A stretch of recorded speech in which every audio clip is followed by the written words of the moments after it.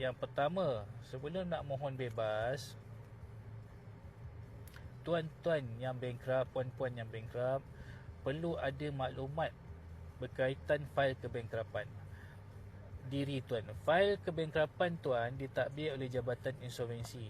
Jadi kena dapatkan maklumat yang pertama, POD.